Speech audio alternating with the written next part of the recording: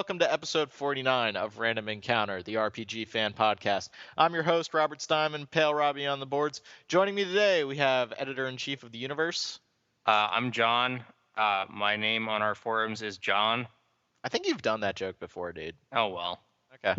All right. And we also have the Economist and the man who has a lot to talk about in terms of news and the secret world.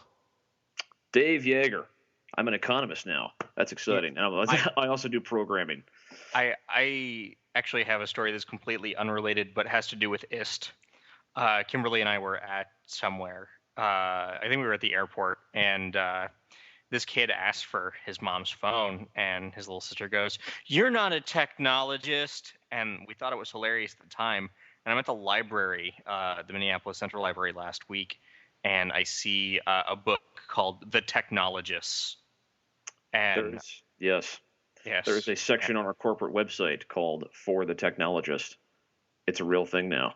Yes. So kudos to you, kid. You made up a new word. He's ahead of the curve. Okay. We bring Dave on here when we have like fun news to talk about in the video game world and lots of economic news, people getting sued, things going free to play. Otherwise, he's in his cage. Yeah. Otherwise, we just keep him in his cage. I'm in the nerdery with the rest of the nerds on our calculators. Well, people keep asking why we don't have a podcast tab on the website, and I'm here wondering why. Well, I can make that happen. You're just gonna have to run it past the editor-in-chief first. Yeah, I think apparently Rob's not paying attention to the whole thread on our editors' forums that I'm not going to talk about here. Really? Oh, okay. I'll start paying attention to that. Whatevs. Okay. So, I hear that editor-in-chief is a really nice guy. He likes to give out huge raises to people. Yes, you raised from 0. I will give you a 10,000% raise, Rob. This is why all the raises are so large. And now you've lost all but $47,000, Martin. You got greedy, son. There we go. Good Simpsons references. We can do this when we got the old men of the RPG fan here, so we can do hip, cool references that the kids won't get. All right. That, kids. So, speaking of references, let's go for an X-Files reference. Dave, do you like the Secret World? I don't get it. Somebody help me. I don't understand what's going on. I'm right there with you, Dave. Like I played the beta and I was like, I don't know what's going on here. I like Ragnar Tornquist, the lead designer. He's made a couple of really good adventure games, with Funcom. But I don't get this game. Like, not in terms of like the story or anything like that. But I don't get what I'm supposed to be doing most of the time when I'm in the game. Well, dude, you're supposed to be killing zombies, isn't that? I guess. I mean, like in the first 10 minutes of the thing, I thought this is like a new, exciting, you're going to find a secret world, hence the name, and then you've got a zombie apocalypse like defending a town, and I'm like, wait a minute, I've played this game, and half the time, I'm not saying I need to be held. I don't need my hand held, all the time like a lot of MMOs do, but holy cow, some kind of clue of where I'm supposed to go next to be helpful. I mean, I don't know. Maybe I'm missing. I could just be missing something. Could just be me. Well, I think it's weird. Another game is designed where it's like they want you to go looking for stuff outside the game. But I think the issue with that, it's like, okay, go find this thing on the internet, and you throw it into Google and you get a Thoughtbot or whatever the equivalent is for the secret world, and it's like, well, I have the answer now. Right. Yeah, I don't want to criticize. One of the things we try not to do, right, is criticize a game for what it is, for trying to do something and then doing it. The secret world, clearly you're thrown into a situation where your character in the first 30 seconds of the game awakens and has special powers he didn't know he didn't have before, and is seeing all these new things and is confused. And the game definitely imparts that to you, because I'm confused and I'm still confused. I don't know what the heck is going on. I don't want to take credit for it, because the guys on Giant Bomb said it when they were talking about the Secret World. And I think John really hit on something there. When you have these things like these Morse code puzzles or different things going on in the Secret World, you go online to figure out the answer. And what ends up happening is, you're either going to use the internet the way that they want you to, which is like find out a little bit about Morse code and then use it to apply to the game, or you're just just going to go to a forum that says, here's the answer to this puzzle at this section of the secret world that you're in right now. That's a really excellent point. And Yeah. I don't understand why they didn't just, maybe because it was too much of an undertaking, but I don't understand why they didn't just do the faux internet thing from like Grand Theft Auto 4 or You know what they could have done, honestly, and it's not difficult to put together. If they had put together a wiki that could only be edited, that was monitored by people, where you couldn't create new entries, it just had stuff about stuff in the game. But so what you're saying is that you could only access the wiki from No. I'm saying you could access the wiki outside of the game. I'm just saying new entries could only be created by developers. Right, then you don't break down that wall of I'm on the internet looking at stuff about Secret World while playing Secret World and pretending to do research in Secret World. I think that's a good response, but couldn't people still go around? I mean, there would still be forums on, like Absolutely, but you can't stop that. There's always going to be game facts, but right. You can. But if you create this environment that's specific to the game. But what I'm saying is that they should have gone one step further. I mean, in Secret World, you can literally bring up a browser in the game to surf the internet. They should have just made their own internet with like 30 or 40 websites just devoted to the Secret World, the way Rockstar did with Grand Theft Auto 4. And I think you would have then still had that emergent angle. And then, like you guys are saying, you could still go around it if you really wanted to. But I think that both of those solutions could work. I think the bigger problems with the game, are almost the things it was trying to do, which is really unfortunate, at least so far from my play experience. Like the combat is kind of wonky, but they were trying to make it so you couldn't, you have to move around. You can't just stand there and watch animations like you do in most MMOs. But I can't figure out the spacing half the time, and if you get any kind of little blip of lag, like the thing's up in your face when it wasn't a second ago. I don't understand because I have no context for anything. I don't know what the skill trees do, which is fine. I guess hang on to the points, but I mean, like, if you're going to have a system like that, you need to be real clear about what you're putting the points into and how that makes you better and things like that. And they have a levelless system, so the points are everything. In these trees. And so if I put something in a tree and I'm like, oh, I thought it did that, but there's no information. And, precisely because they're trying to build this environment where everything is an environment of discovery and you're discovering these things. But I just feel like a little bit more guidance for new players would really go a long way in the Secret World. I would agree. And I think the idea of making this levelless game where it's all about skill points is a really novel idea. I think they want to get people away from this, race to level 80 or race to the level cap that we're seeing in so many MMOs. It's a noble effort, and maybe there's something to be said for that. But if I felt the same way, Dave. Like, I took one look at that skill tree and I was like, holy God. I agree 100% with you on your point. Noble is the right word here. Like, this is a noble effort, and they're trying to do new things with a tired space. But I'm just not sure it worked.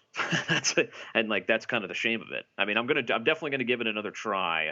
Kind of with a more open mind. But the first several times I went in there and kept picking up, there's just too much confusion. Yeah, I agree with you. I mean, I wanted to like it. I definitely wanted to get in there, but then just the combat and the nature of the game. And I hate to do this because everybody makes fun of the whole, oh, it's 2012 and everything needs to have zombies in it, and we've kind of been stuck in this rut since like 2008 when it comes to zombies. But like, I like zombies. I think it can be done well. I love World War Z. I love Undead Nightmare and Red Dead Redemption. Huge Left 4 Dead player. I like zombies. But when I'm playing an MMO, I don't expect the first thing to happen is they send me to an area where Bruce Campbell essentially tells me that I need to go kill a lot of zombies for the next 10 hours. That was really disappointing. That was a disappointing moment because, they're all these weird concepts are being introduced. I mean, right away, like, you have this weird guy that looks like an old-timey train conductor, and you're going around in the teleports, and you come out and you're in a zombie game that you've played before. Yeah. I don't know. I think keeping that as an optional area would have been better. And the other problem that you have is that the game kind of locks you in there. and you're kind of stuck. And this is me. I get a chance to drop the fact that we have an interview coming up, and I should have done that at the beginning of the podcast. But we have an interview coming up with Mike over at ArenaNet, where he's talking to us a little bit more about Guild Wars 2. But one of the big things that shocked me during the last Guild Wars 2 beta weekend was I just said, you know what? I'm playing as a Char, and I don't want to be in the Char starting area anymore. I'm going to go somewhere else. And within 2 minutes, I could go to one of the other starting areas and pick up quests and start doing things. Now, you could argue that that prevents your character from feeling unique in the world, but I also like the fact that I could immediately feel like I was part of a bigger world, and maybe if like Steven and I weren't playing the same race, I could still meet up really fast. The Secret World kind of railroads you right into this zombie area to start the game, and I don't know if there's anything else to be had in that game. I mean, there could be a game where like all of a sudden you're in, Happy Cloudland with Care Bears, and I would really like to play that, but I can't do it right now. Right. I'm stuck in this one area, and I cannot stand that. It's like the old Grand Theft Auto problem of being on like the first island in the game, and you can't leave. Yeah. I totally agree. And as soon as you're in like yet another grind, killing zombies this time and running around, and then your lag spiking, and I'm dead because I have to move, and the animations won't take care of it. I mean, this is why MMOs did this for years. Is they have you stand there and you push the occasional button precisely to prevent the effect of lag spikes. But I feel bad. I'm not saying I'm trashing this game. Like I'm going to try it again, and hopefully it goes better. But you hate to just bag on them when they're really trying to do something new. Yeah. So now I have two questions for all of us. First off, and I don't want to give away what we're going to talk about at the end of the podcast, but how long before it goes free to play? Wow, that's really not giving away anything, Rob. Oops. How long, guys? Ugh. I don't know. I think that I different than other MMOs, I don't know how you monetize this one. Maybe I don't know. It doesn't seem like they don't have a system built around it. At least not one that I could see. So I think John's point is definitely valid. How do you make something free to play that doesn't really have any free to play hooks? Definitely in their plans. I know that Ragnar Tornquist talked about that like he figured at some point in the game's lifespan it would need to go free to play, because that just seems to be the way that most MMOs go now. But boy, if you had made me give an over under, I'd say 6 months.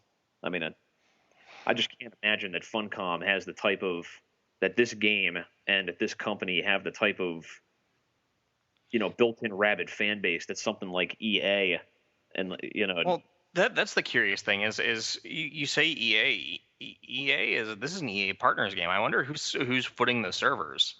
Oh yeah, that's a good question. So then the next question I have is it's kind of off topic of Secret World, but it's more in MMO news because I don't know anybody on the site that's playing it right now. Dragon Quest X.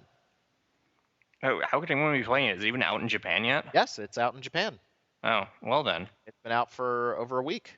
And I've checked out some videos online, and that's a very different kind of MMO than what we're used to, and I don't think that's coming over to America. I would love to play it since Nintendo does such a great job making sure that their consoles are region free. Oh, wait. Oh, but if you watch the videos for Dragon Quest X, and again, I can't really talk too much about it because I haven't had too much experience. I've not played the game, as John would point out, but I've listened to a couple podcasts about it. 8-4-Play did a wonderful hour-long section on Dragon Quest X. I watched maybe 30 minutes worth of videos, and it's a single-player MMO. It's very much Dragon Quest, where you get into random encounters, and it has turn-based combat, and yeah. Now, I have a question for you, Rob, since you asked me a free-to-play question. Will we actually see Dragon Quest X in North America on the original Wii? No. I don't think so either.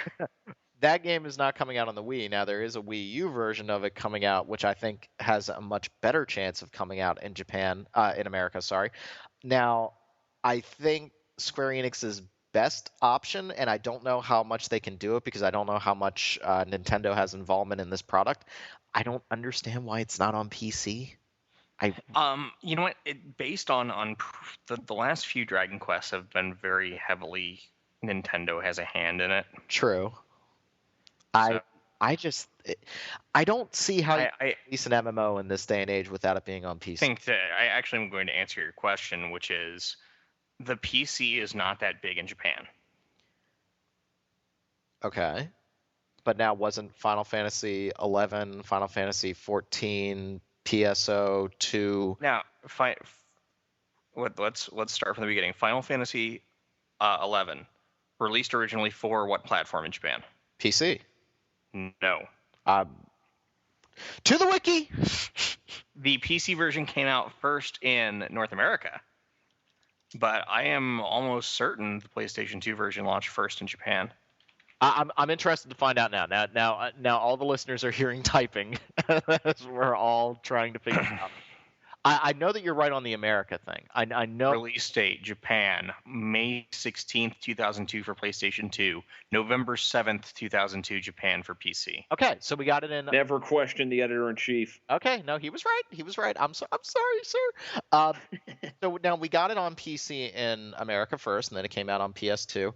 And I definitely get what you're saying, John, is that Nintendo has had a lot of involvement. Dragon Quest 9, Dragon Quest 10. I mean, the reason a lot of people bought Wii's was for Dragon Quest 10. I mean, that game had been in development for a long time for Wii. But I think if you want to bring that game over to America, I think you bring it out on PC. That's what I'm saying, is that if that game is going to come out in America, it's going to come out on PC. I can't disagree with you more. There is absolutely zero chance of that game ever coming out on PC. Well, hey, editor-in-chief knows more than me, but I just find it stupid that game is not on PC. I don't get it. I feel like you're leaving money on the table. See, here's the thing with Dragon Quest. Now, here's the thing, Rob. Dragon Quest is always going to be focused on Japan. Final Fantasy might be focused more on the West now because it's more popular in the West than it is in Japan. But Dragon Quest is as Japanese as Hanafuda or, the soba noodles. Like, it's a Japan thing. Sure. Okay. I mean, I'm intrigued by it from what I saw of it. It's one of those games that I want to play. I don't necessarily know if I'm going to like it. I think it's very anti-MMO in a lot of the things that it's doing. So I don't know how well it will play to American audiences. I'd say there's a chance of it coming out on Wii U in America. I don't know how big of a chance that is. But we talked about on the last show, like, I don't understand why Square Enix isn't talking about this game and releasing in other territories. They have said nothing. That we don't know if we're getting it over here. And I feel like, we've gotten how many Dragon Quest games in America? Have they all been released at this point? There was a big push for Dragon Quest 9. Dragon Quest 8 is one of my favorite games on the PS2. We're just not going to hear anything about it. They're just not going to bring it over here. I get what you're saying, is that it's a huge, huge thing in Japan. It's a cultural milestone in Japan. But I just don't understand why we're not even talking about bringing it over to America. Because it's a Wii game? Well, that would definitely be it. We don't really have a Wii U announced date for the game. We don't know when it's coming. Yeah, we don't. My guess would be soon. I can't imagine that they're going to do too much different than the Square we're talking about. Yeah, we're just going to up-res it. That's about it. Dude, they're not going to make a whole new engine for that game. Like, it's just going to be up-res. It's going to look pretty. It's going to look like Okami HD on the PS3. That would be a good game. Well, it's being made. I know. I'm really excited for it. Hi. Hi. Sorry, I'm a little under the weather, so. That's okay. You've been moving stuff, and we understand. So, all right. So, Dragon Quest X. I would like to hear about it. Hey, Square Enix, can I hear about this game that I might actually pay money for? Can I hear it, please? Can I hear anything about this game? Shut up and take my money. Although I don't think I would give them money for a subscription. I don't. That's the anti-subscription model in me. Foreshadowing. Oh my God. Rob, you're the worst foreshadower ever. They're never going to figure it out. I'm sorry. Let's talk about Walking Dead. Okay. Walking Dead's freaking awesome. I think that the guy should go back in the house. You think the guy should go back in the house? I forgot. I don't watch the television show. I know that there's the meme where the one guy never is in the house where he's supposed to be. The kid or whatever. I don't know.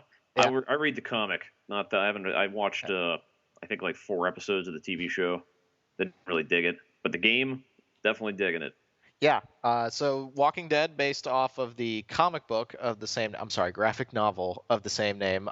So there are connections with the TV show. One of the characters from the TV show and the graphic novel actually does show up in the first episode of the game. Um, and I really like it. It's a telltale point and click adventure essentially. So you're controlling a character that's in the middle of the zombie apocalypse, and you're going around and interacting with characters and forming alliances and stuff. And it's got a little bit of the Mass Effect conversation system into it, where you're making choices in the game. Some of the moral choices are very deliberate and very much in the vein of why would anyone choose the other option, but then the best ones puts you into really nasty situations where you have to make a split second decision. And I gotta say, for a point and click adventure game, I really have had like that gut reaction, like, holy crap, what do I do right now? And I can't say that about a lot of games. And I really like that. I've only played part of the first episode of the game, but I feel like this is kind of an evolution of Telltale's episodic content and probably the best implementation of it. Yeah, I would agree with that. I mean, I dig Telltale games. They do some neat stuff. I think that episode 1 and I'm playing it on the iPad, and it's by iPad standard. It's really, and it looks great. Like some of the Telltale games, like Back to the Future, I think kind of looks a little wonky. I mean, they went for a real cartoony type look there, but it was a fun game. The Walking Dead game looks fantastic. Yeah. Yeah. I just like the interactions with the characters. I like the fact that everybody feels real. I mean, you have the standard archetypes of any zombie apocalypse Sure. fiction. I mean, you have the one guy who's just being a dick for no good reason and should probably just be nice to people. You have of course a child that you want to take care of, but they put you in some really cool parts. One of the best parts about episode 2, without going into too much spoiler territory, is at the very beginning of episode 2, you're given a ration of food and you have to decide who to give food to. And that puts you in a really cool position. Now, whether or not that has a huge ramification on the game, it's kind of hard to tell right now because it is being released in an episodic nature, and we're only at episode 2. I think episode 3, we might have an announcement about its release date by the time this podcast goes up. So I'm interested to see where they go with this, but I am much more engaged with this title than I have been with a lot of games in the past. And yeah, I mean, how many times do you finish a game up and then you want to go right back and try it again? I mean, those are kind of the rare games, right? I mean, I definitely did it with this, just to try the other choices and see what happened. It's pretty sharp little game. And I think, once all the episodes are out, we'll really know how well they pulled off the do your choices really matter that much. We'll find out. At the end, you get to choose blue or green. Well, exactly. I'm not gonna. It's funny that you've brought that up because I have had no desire to replay this game. I feel very comfortable in the choices that I made, and okay, it may seem like I'm about ready to dig on David Cage right now, and Why did I know? Why did I know that's exactly where you were going to go? But all of David Cage's highfalutin talk about Heavy Rain, and you should only want to play it once, and it should be an experience that you feel. Heavy Rain felt so artificial to me and so stupid and so inane. And The Walking Dead, I am very comfortable with every choice that I've made in that game. I'm not sitting here going, wow, I really wish I could replay that section because I couldn't put my hands into like the vice-like grip in order to get through this stupid section, or I didn't think that the game would respond this way. The choices have all felt so natural and so ingrained in the characters that I don't feel the need to go back and go, wow, I didn't expect that to happen. I'm not having the response I had to get away from David Cage. I'm not having the response that I had with some of my decision making in Mass Effect 3, for example, where I was sitting there going, I I didn't think that was going to happen based on that decision. I didn't want that to happen. Why did that happen? Reset that area because I don't want to pick that option. I've had none of that with Walking Dead so far because everything feels natural. I haven't had that. I haven't had that either. I like to go back. Wanted to go back and just see how it played out because the writing was tight. I thought I just kind of wanted to see how they handled, the how they handled getting you to the same endpoint. Yeah. With some of the other choices was really the only reason I wanted to go back. And the for people who liked Heavy Rain like me, I think it's great.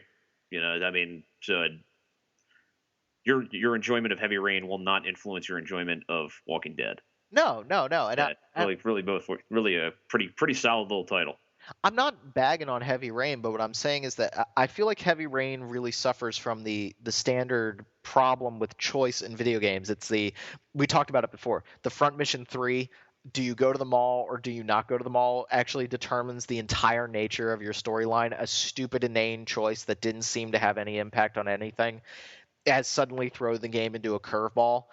And I don't want to play a game like that. And then I felt like Heavy Rain, maybe not to that dramatic of a step, but I felt like my choices in Heavy Rain were railroading me down decision making that I didn't want to go.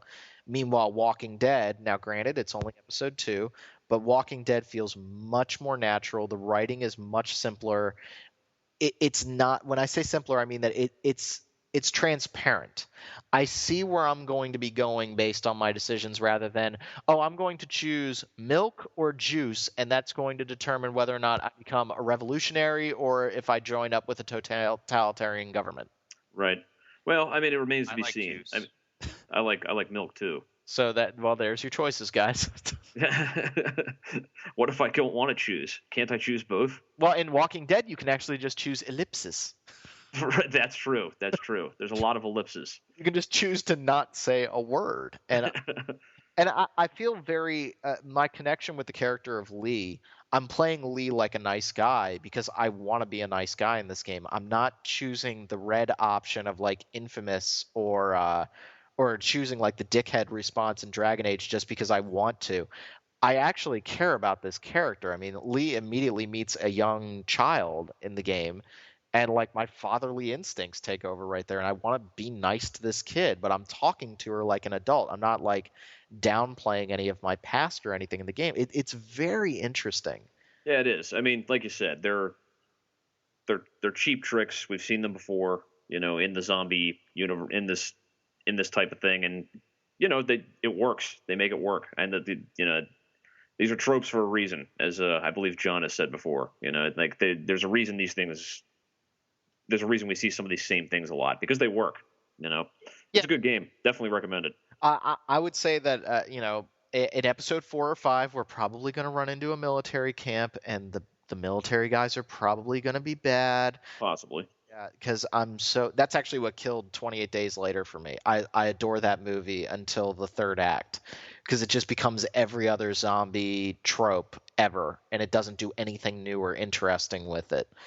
And that's where that really falls apart. So I'm worried about where Walking Dead will go, but right now my investment is there. I'm really excited for the next episode, and I'm really enjoying it. I feel like this is delivering on a lot of promises about making decisions in video games that matter and decisions that make you feel like a real person in that scenario. Now, it should be noted that gameplay-wise, there isn't a whole heck of a lot here. Yeah. I mean, but the focus is clearly on the storytelling aspect and the decision aspect. But it should be noted that, like, for people who are interested in, anything in there's not a whole lot of gameplay here. There's kind of some exploratory stuff and, pick this thing up, give that thing to that guy. It's about the extent of it, but. It's a step up from most graphic novels, from most graphic adventure games, but it's a step down from like 999 where you put into like a puzzle room and you really have to solve it. This is like Dave's saying, like you pick up a piece of wood and you go over and build a swing and then go over and talk to this character now that you've built this swing. But the focus is on the choices and about the dialogue between characters. It's about 1 million times better than their last game, the Jurassic Park one. Why was that so bad? I didn't play it. Like, I don't like it's just kind of generic, and you really don't do much. Like your choices don't matter as much. I've only played through part of episode 1, but it's just like there's no impetus for me to play the game. do they play the music? You know, the da na na na na. Oh, it's got all the classic stuff from Jurassic Park. Okay, that's almost worth the price of admission right there. Oh, not really. What is that? Oh, If you want to listen to the music from Jurassic Park, you just buy the Jurassic Park soundtrack. watch the movie again because it's awesome. It is awesome. I got to watch that again in the theater. Like our local movie tavern does like the re-releases of old movies. I got to see Jurassic Park in the theater for the first time. That was cool. You know, my wife's favorite video game is that terrible Jurassic Park shooter game, the co-op shooter game that you can see in the arcade. Like if you go to like Dave and Buster's or something. God, There That's are a lot all of she ever terrible. wants to play. That's all she ever wants to play. This game has got to be, I don't even know how old it is at this point, but But it's in every arcade ever. it is. It is. We have to play it every time. Oh God, no more.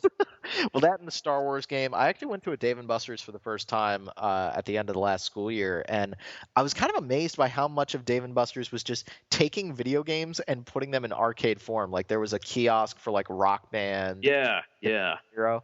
I was really like, dude, where's my Simpsons arcade game? Like, where is that? Like, on your Xbox. well, yes, but there's something about playing that in an arcade or like the 6-person X-Men game. I On your Xbox. my Xbox, but I want to play it in the arcade with that super large cabinet. Or what about the old wrestling games at arcades? You guys remember those? Like, You know what? There was a we had WrestleMania at the arcade at our college, and no one ever played it, but the little screen had a slit at the top, and we would fling pennies into it. So we See, so it's a game. yeah. So that was really the only use that WrestleMania machine got. But we figured that we put at least $20 into pennies into it over the course of 4 years. My buddy actually had that WrestleMania game in his basement, and we used to play that all the time. That was such a good game. But yeah, you go to a Dave and Buster's now. It's just like a bunch. Like at one point, I saw was it Fruit Ninja? I think Oh yeah. Ninja at a Dave. They got Infinity Blade in there now, like on big old touchscreens and everything. Yes. Whatever. Like, where is my what was the old Sega Genesis cabinet that would like rotate and whatnot? Yes. I know what you're talking about. Where you like sat down in the thing and Right before Robert Patrick chases after John Connor in Terminator 2, he's playing it, and Butnick from Salute Your Shorts like sends him on his way. You guys remember that? yes. Okay. See, I'm making as many old people references as I can because the kids get it. Butnick, Salute Your Shorts. Good show. Good show. Donkey Lips. You guys remember Donkey Lips? Yes. I like Salute Your Shorts. That's the only thing I remember from that show. Were you a Salute Your Shorts kid or a Hey Dude kid? I watched both, Okay. but I really have no significant memories of either show. Salute Your Shorts was a good show. I liked it. Okay, so Walking Dead is pretty good. Jurassic Park, apparently not so much. Why didn't we cover Jurassic Park? Did we cover Jurassic Park? I think no one ever reviewed it. I've got a copy of it. Nobody wanted to play it.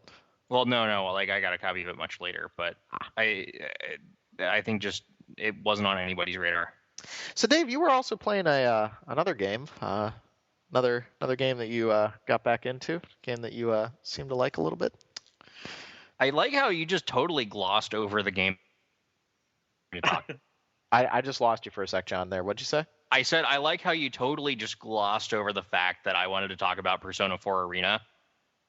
Oh no, I was giving Dave a chance to talk. If you want to talk about, Dave just talked about Secret World. yeah, but he I was was going to say, yeah, go ahead, Chief. See, I know how to defer to authority here. he was going to talk about a particularly awesome game. What game was that, Dave? I don't know what game was it. Well, it wasn't Diablo 3, but it started with a D. Star Wars: The Old Republic. It started with a D. What the heck are we talking about here? David started playing Dark Souls again. Never mind. Oh, yes. Okay. Of course I should know that. No, we're not having that conversation now. All right. You know what? Get back to me in like a month on that when I finally get farther than I did last time. Don't go the wrong direction at the beginning of that game, otherwise you're gonna run into the friggin' skeletons. It's too late. Why does everybody go down there? It's too late for that. Like, I'm glad I didn't. Just reading everybody's previews about that game, I knew enough not to go there. All right, so are we going to talk about Persona 4 Arena? Why are we covering this? It's a fighting game. We're not, but Okay. we can talk about it on the podcast. All right, so how is it? It's good. All right. If you like Blaze Blue, Blaze Blue, it's pretty similar in style. You know, its arc system works. Really what I want to talk about is the story mode, which if you're going into this looking for like additional Persona 4 story, you're gonna come away disappointed. It's really kind of generic fighting game story, just fleshed out. Like the entire story mode takes place in like your character's head, like they're self-narrating, like it's the Wonder Years. Oh God. So it's like it's really not very good, and it's not like there's interesting things going on either. It's just kind of like, oh, there's somebody here, and we're in the TV again, except now there's a tournament, and we have to fight each other, but we don't know why. We all know Yukiko would be Winnie Cooper. Yes, We all I'm fighting Yukiko right now. Well, it's funny because when you bring up the story mode in that game, I immediately think about the Mortal Kombat story mode. And you know what? I think had they done what the new Mortal Kombat did, it would be great because the new Mortal Kombat story mode is freaking awesome. I love the fact I got pretty far in that story mode, and then I stopped after Jax and Johnny Cage got into a fight after just arguing. They just got pissy with each other and then just beat the snot out of each other. I love that story. I love that story mode. It's so stupid and cheesy. It's great. It's got a campy quality to it. Yeah. There's well, to the audience. Yeah, I'm actually not talking about the quality of the story itself, but rather its presentation and the way that it's set up, where your story mode takes you through all the characters and it has one big overarching story. Yeah. And in this one, you start off and you only choose. There's 13 or 14 characters in the game. When you start off, you can only choose one of 4 characters. You can choose main character, who's named Yu, in the game, because that was what they named him in the anime or the manga or whatever. So you got Yu, Yukiko, Yosuke, or Chie, and the more characters you play as, the more story modes you unlock. But the story modes are pretty much all the same, except from the viewpoint of a different character. It's not like you're getting these distinct stories. You're getting little bits and pieces every time you play through a story mode. And because they've got this like visual novel set up, it's not like playing arcade mode where it's like, okay, we have 10 seconds of, exposition and then a battle, and then 10 seconds of exposition and then another battle. You spend 5 or 10 minutes between battles just kind of reading. That's what kind of killed Blaze Blue for me. 2 things killed Blaze Blue. I picked it up and I really liked the combat in it, but God, that game was complicated. I mean, anytime a game has to come with a DVD explaining how it works, you've got... Blaze Blue, much like Persona 4 Arena, is very easy to play initially because you can button mash. And then if you really want to learn how to play the game, it really has a lot of depth. I just started a character story mode so I can read to you a little bit of the fantastic story that's in this game. Oh boy. The second homeroom's over, I get the hell out of there and go home. I can't stick around school when there's something super important I gotta do. Pretty sure I can run all the way to the shopping district without stopping if I force myself. Let's see. Raw! I really hope that Zach can like dub in some like beatnik music in there when you're doing that. I think we need to have a regular portion of this show where John reads video game dialogue. Not now, Mom. I don't have time today. I'm busy. Kanji, that boy is always a handful. And then it goes back to himself narrating his life. Yeah, I would much prefer the Mortal Kombat story mode, honestly. Oh well. Yeah, so that's Persona 4 Arena. Also, what's strange is like it didn't really seem like this in Persona 4, but like all the characters have really kind of like obsessed love for the main character. Even the guys? I'm playing as Kanji right now. He's like, I gotta make this cool present for you, senpai. Oh, well, maybe they're playing into the fact that the main character in the game is kind of the one that all the social links link up to because he's the main character. I don't know. Yeah. But I mean, aside from that, I mean, it's a solid fighter. So if you're a fighter fan, there's absolutely no reason that you shouldn't snag this game. And much like you would expect from any Arc System Wars game, if you want additional colors, you can pay real dollars for it. God. All right. Any other games to talk about? I only played a little bit of Darksiders, so if we're going to talk about games that aren't RPGs, I played some Darksiders. Yeah, well, we'll talk about Darksiders, I'm sure, when the RPG comes out, the new Darksiders 2 with loot. Yeah, I really hope they make the combat better. I don't see what the issue with the combat was. It played pretty much like Zelda. Well, and Zelda's never had good combat. I mean, it's a Zelda type game. So the original Darksiders is a Zelda type game. It's got basically an overworld. You go into dungeons, you find a tool, you use that tool to get through the dungeon, and you use that tool to beat a boss, and then you never use the tool again. So it's like a Zelda light. It doesn't have the majesty of Zelda or whatever you want to call it, but like you can tell that they tried to make the combat a bigger part of the game experience because this game came out right before Bayonetta and God of War 3. It was in that 2010 period of like the heavy hitting action adventure games, and its combat just does not hold up. It's just button mashy. I think Yahtzee on Zero Punctuation, he was like, in order to play this game, you just need to hit square, square, square. And if you want to get really technical, square, square, and then square again after a second wait. Like that's all there is to the combat, and it just never goes anywhere. It's flighty. It doesn't feel very good. Steven said that the sequel has better combat, so I'm interested with that. But when I was playing the original Darksiders, it feels like a poor man's Zelda. But since we don't get Zelda games very often, people kind of are okay with that, and it was fine. It's like a 7. It's like a 7 or a 6. It's okay. More to the point, I played that as a palate cleanser because Nocturne beat the living crap out of me, and I didn't want to play it anymore. Fine then. I can't play. I actually wanted to go back and play a bunch of PlayStation 2 RPGs, but I can't because my PlayStation 3 is sitting in a Sony warehouse for repair somewhere. Ouch! Are you getting a 60 gig back? They should be sending me my unit back repaired. Oh wow! What happened to it? Yellow light of death.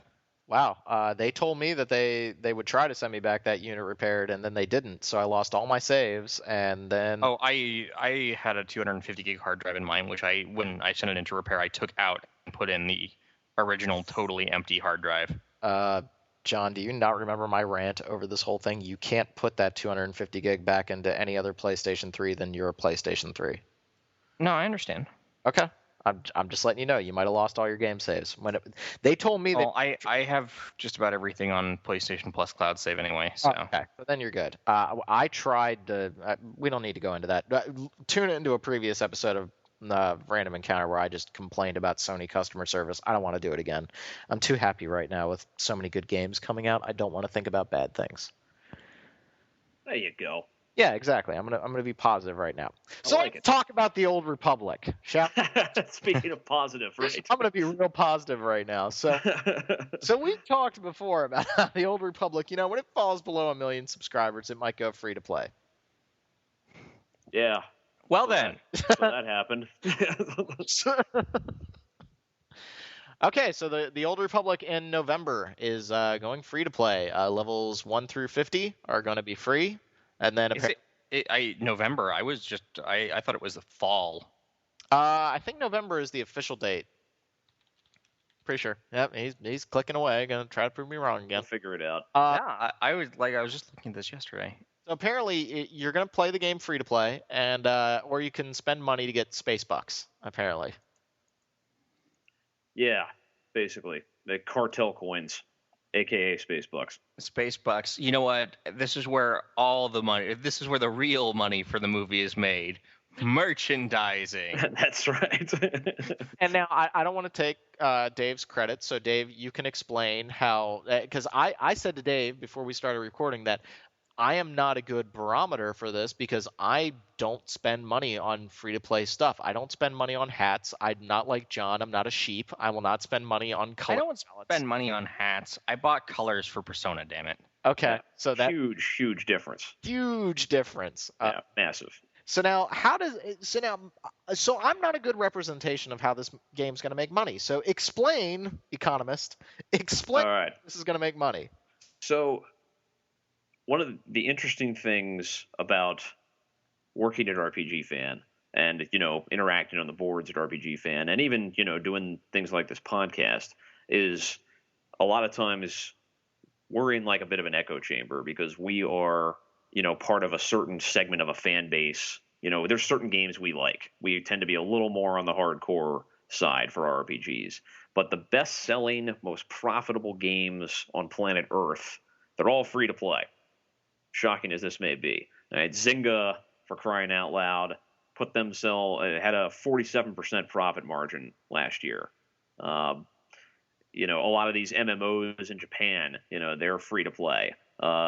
One of the things that was interesting when I was at E3 was talking to the Age of Wushu folks, which should be coming out soon. Another MMO that has been doing bang up business in China had millions and millions of dollars made in the first couple weeks just in buying hats, as Rob put it. These are all the most profitable types of games in the world. And one of the things in the Western market, our market, is that if free to play games tend to be crappy compared to games that you pay for. And so the stigma attached to them is that if I don't have to pay for this, it probably stinks. And so much so that even the Age of Wushu people, getting back to that, one of the things they were talking about doing was instead of making the game free to play in the US, they were talking about slapping a price tag and putting a digital box together because they thought that would be they would sell more copies of the game and people wouldn't look at it like it was junk, even though their model everywhere else is free to play. So I think what Star Wars is going to be able to do here is I'm not sure that Star Wars, it's hard to know without like access to the numbers and everything like that. We have the subscriber numbers and, they're not super great anymore. But we also know we have a general kind of ballpark idea of like how much the games supposedly cost. I think the idea is if they go free to play, they might get to the point where they'll at least break even, over the course of the next year if the game, can survive that long. And I think it probably can, under a free to play model. So I think that's basically where they're going with this. Like now, I'm kind of unclear, John. Maybe a little bit more about this about what they're going to do with the cartel coin model. I think there's going to be, I'm fairly certain it's gonna be like every other MMO out there, where you can buy equipment and I don't know. Lots of games do it where the things that you can buy with real money are just visual things. So you can get a pet, or you can make your armor look like Michael Jackson, or whatever. right. I actually don't know any MMO that does that, but if you want that idea, I'll license it to you for your MMO. And then some do it where you can buy, or you can get things like you buy, you can spend $5 and you get an additional 50% experience for 3 days or whatever. And then others actually do allow you to buy like equipment that's better than what other people have, and so forth.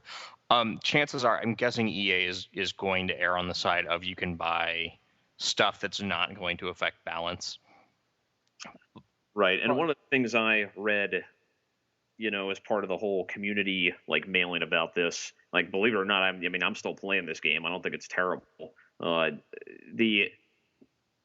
I think that there's some of the multiplayer stuff, like some of the war zones and everything, are not going to be available to for free to play people. So you can get the like one war zone, but you can't access all of them. So you kind of taste of like some of the multiplayer features, but you won't be able to do operations either at all. Right. But I mean, if they're doing 1 to 50, you'll be able to play, the whole single player game that way. Because I mean, it only goes up to 50. So currently. Yeah, and honestly, most players who are interested in the game are probably going to be interested in that, 1 to 50 grind, because that's where all the story is. Where it happens. Yep.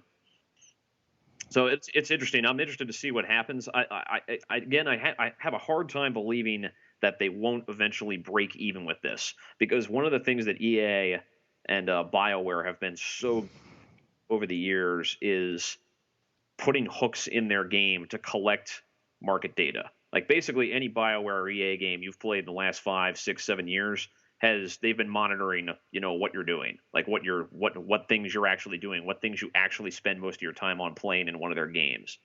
And some of the results will shock you. So, like a great example is Mass Effect 3. We were talking about this before we started recording. Mass Effect 3, the stats that came out, 42% of people who bought Mass Effect 3 actually finished Mass Effect 3.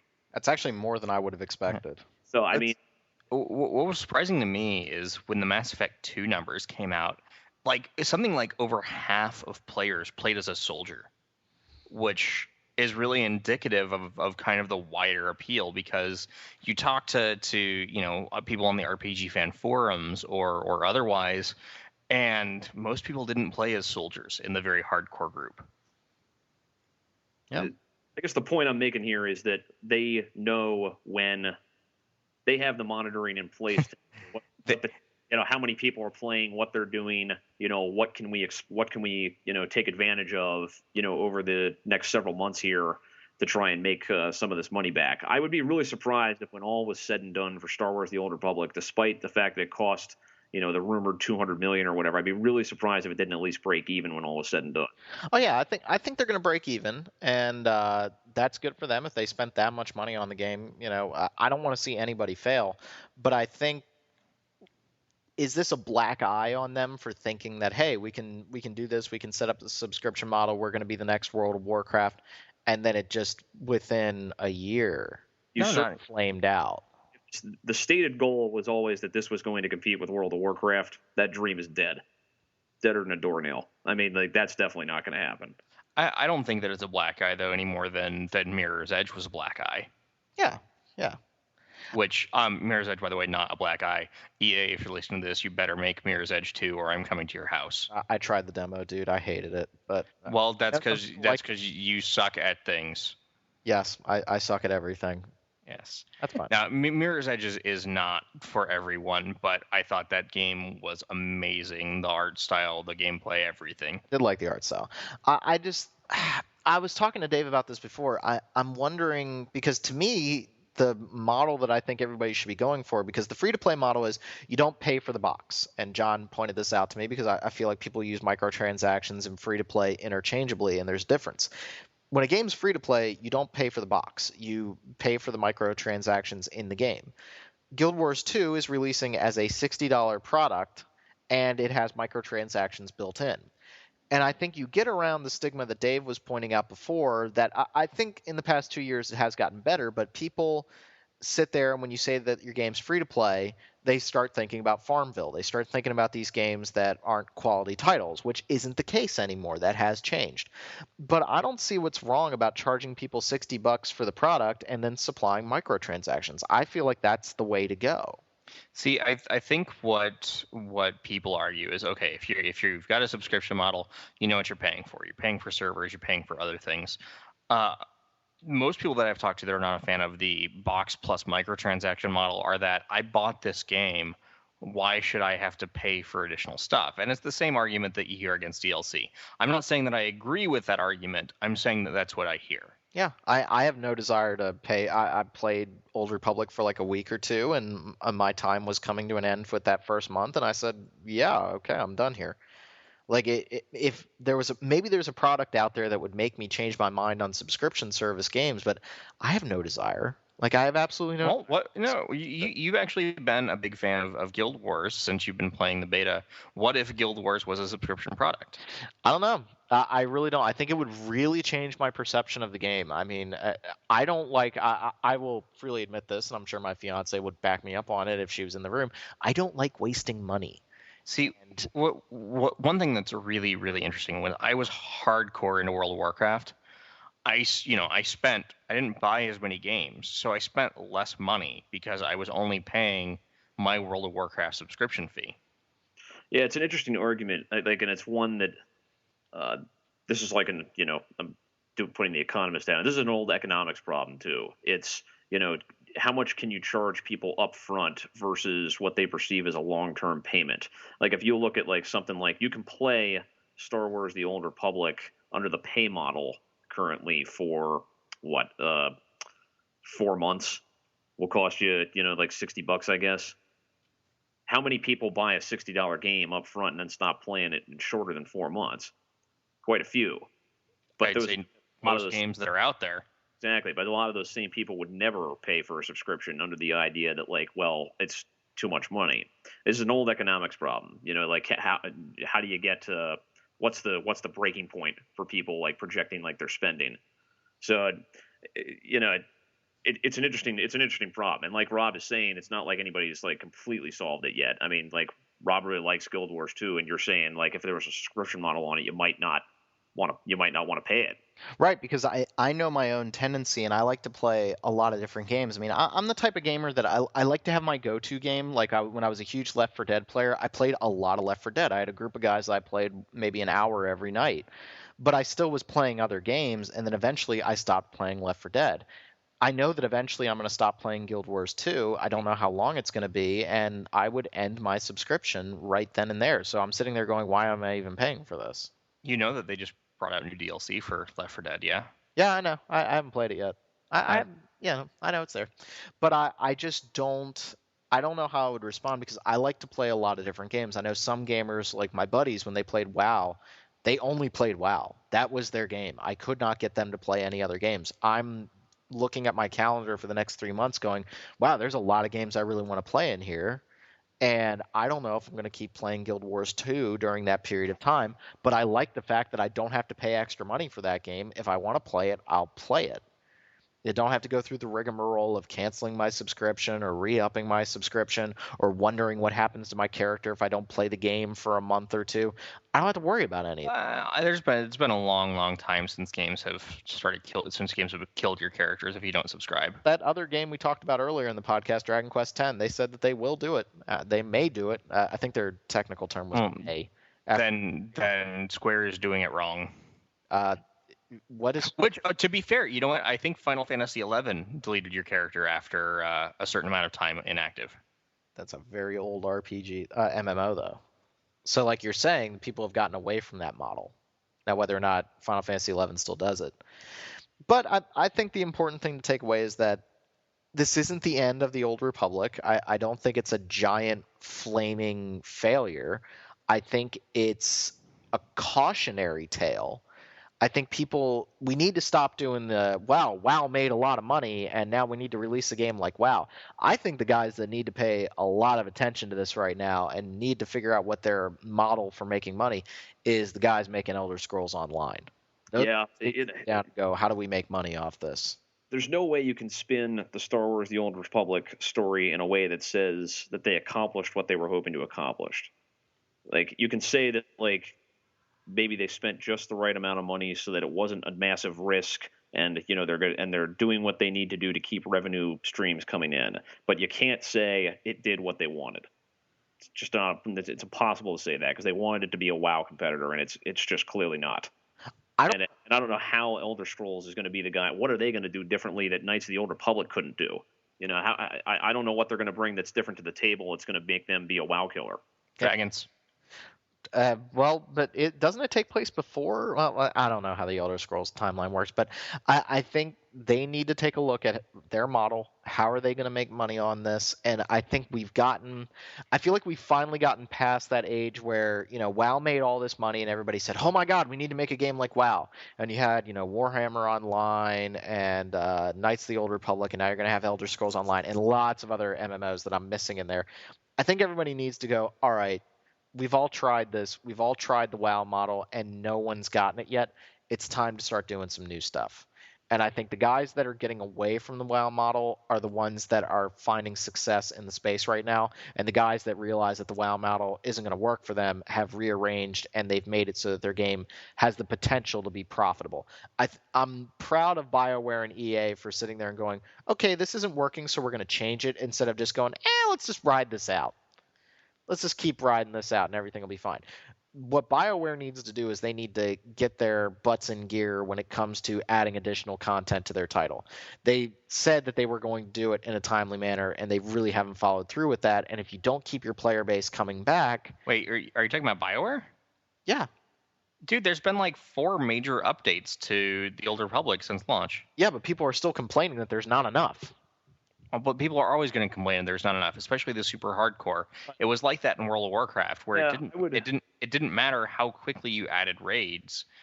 If your raid players are done with the content in a month and a half, you're never going to be able to create content quickly enough. I don't have an answer for it. I mean, I don't know how you create end game content. I mean, look at Diablo 3. I mean, and this plays into the next news story if we move from here a little bit. Blizzard has basically said that they're going to be completely redoing a bunch of the end game content for Diablo 3. They're going to be fixing skills. They're going to fix the way that end game content works and what people are working for and how drops happen. I mean, they're rearranging that whole game because they've run into this problem at the end game. And I think there's an underestimation of how quickly people go through content. And people are sitting here going, wow, we put 300 hours worth of content into this video game. That ought to keep people busy for a while. And your hardcore fan base is going to rip through that in no time. And I think that people aren't realizing that that's a problem with these games right now. And, if people want to play a game like the Old Republic for a year, then you have to figure out a way around that. I don't know how you do it, but they need to supply something that keeps people coming back. I have not played Diablo 3 in almost a month and a half. Did I love that game? Yeah, I had a great time with it, but I'm not playing. I'm not supplying money to the real money auction house. Blizzard got my $60 and that's it. If they want to keep people coming back, they need to figure out a way to keep people coming back. That's a great example, Diablo 3. I mean, like, especially in this conversation of, subscription versus pay up front. Paying up front clearly worked for Diablo 3. I mean, look at how many people pre-ordered that game, shelled out $60, and then, beat it one time and never signed in again. I mean, the Diablo 3, the Blizzard has already come out, and again, Rob and I were talking about this earlier. The PR guys probably hung themselves for the guy at the Blizzard, the guy at Blizzard who accidentally posted this. Said the majority of people are playing single player, which is the exact opposite of what clearly Blizzard is interested in, because they want people going into the real money auction house and buying stuff. So I think that's kind of interesting, but that's a great example of $60 a pop up front, and then here's microtransactions. They're getting a little cut of everything that goes across the real money auction house. Yep. The more people keep getting online, the more money they can make, and it's making bank. You want to make money, and it seems like more and more games are trying to make money in the long term. You want people to keep playing. I mean, it's one of the reasons why people are throwing in those obnoxious, you can only play the multiplayer if you buy the game new. Otherwise, you got to pay $10 to get the multiplayer. They're doing that because they want people to be playing their products for a long period of time, either to invest more money into them or to eliminate the used game market. And no one's really figured out a 100% viable way to get around it. And I don't know what it is. I mean, eventually you keep producing content for a game, and the money that you're dropping into the game to keep people playing isn't making back a return. So then what do you do? Is it time then to release a new game? I mean, when WoW is no longer profitable, is that when we're going to see Titan, the next MMO, or are they going to, go for it sooner when WoW could still potentially be making more money for them? I don't know. I'm not an economist. I am but a simple caveman. The kids don't know Phil Hartman anymore. Do you know how much that angers me? I know Troy McClure. You may remember me from such.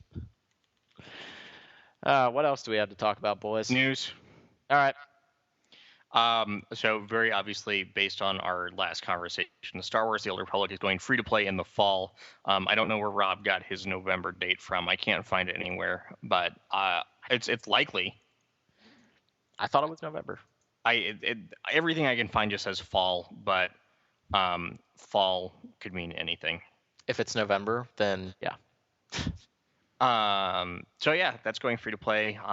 Every month that you have been a paid subscriber since launch will get you 150 cartel coins.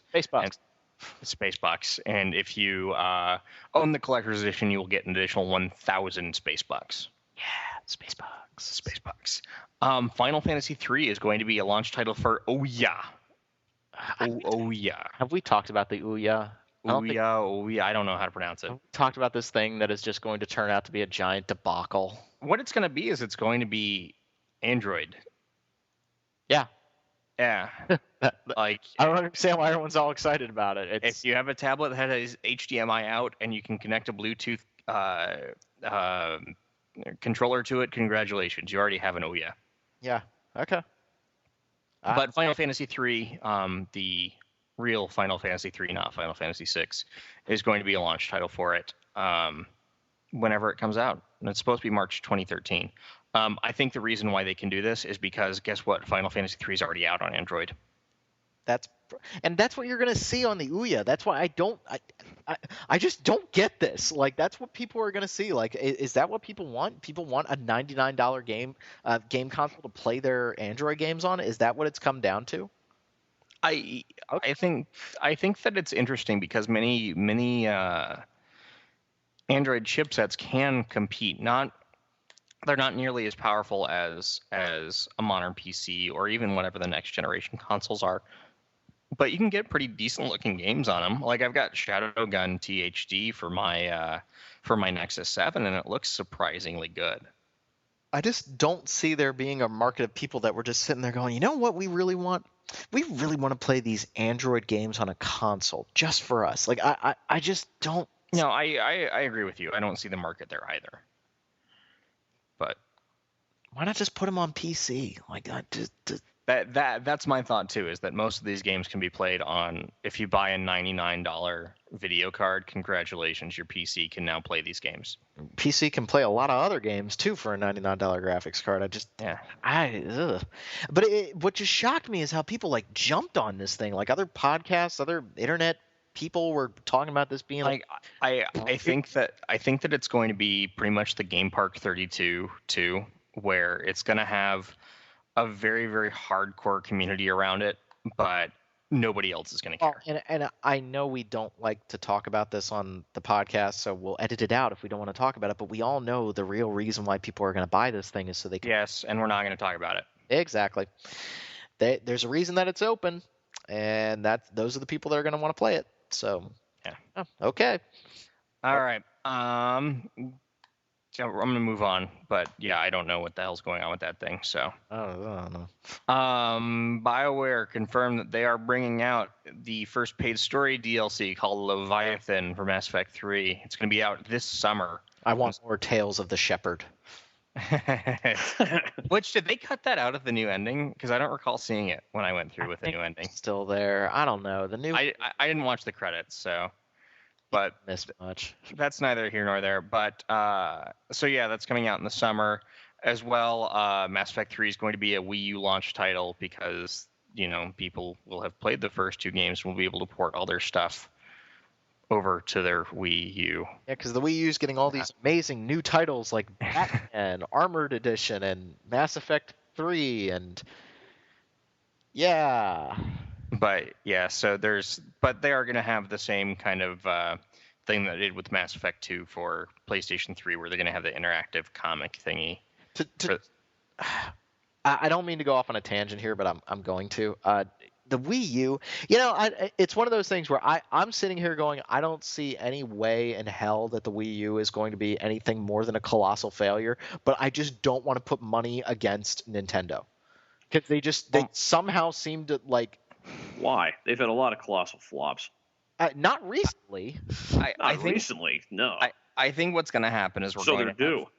Yeah, yeah. So we're not. I don't think this is going to be a Virtual Boy 2, but I do think that this is going to be a repeat of either the GameCube or the Nintendo 64, where the system has a relatively small install base, but it has a very hardcore install base, and Nintendo makes awesome titles for it. Yeah, I mean, Nintendo is going to make money off this thing, but with the new consoles, I mean, what is it? Gamescom is next week, so by the time people get a hold of this podcast, we might have big announcements. Like I truly don't think any company is going to announce as big as Gamescom is. I don't think they're going to announce the new consoles at Gamescom. I don't think it'll happen, but I mean, I've seen weirder stuff happen. I just think the Wii U is just this weird thing. The problem is that Wii U doesn't have an analogous Wii Sports.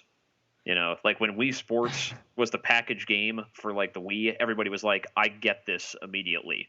You look at the Wii U and you're like, what the heck is this thing? Nintendo Land. What are you talking about? Nintendo Land's very easy to get. Well, and no, Dave's point is creepy. I get Dave's point. They have not sold this thing yet. Like even even me with my sarcasm and my cynicism directed at the Wii, I was still sitting there going, yeah, I can see people will want to pick this up. I don't get Wii U. I just don't get it. I mean, and that if we're this late, we're what, August 13th right now, and they still haven't announced a price point for that thing, you can bet that thing is going to be more expensive than people want to believe. And that price point on that thing could kill it before it I, gets out. I think that the real telling thing about it, you can kind of predict how this is going to go, and like you said, Nintendo's proven people wrong on occasion, but developers aren't really super excited about the Wii U like they were about the Wii. Now, the Wii U doesn't need to be the Wii. It doesn't need to be this like revolutionary thing that everybody has one to still be considered a success. But I'm with you. I don't get it.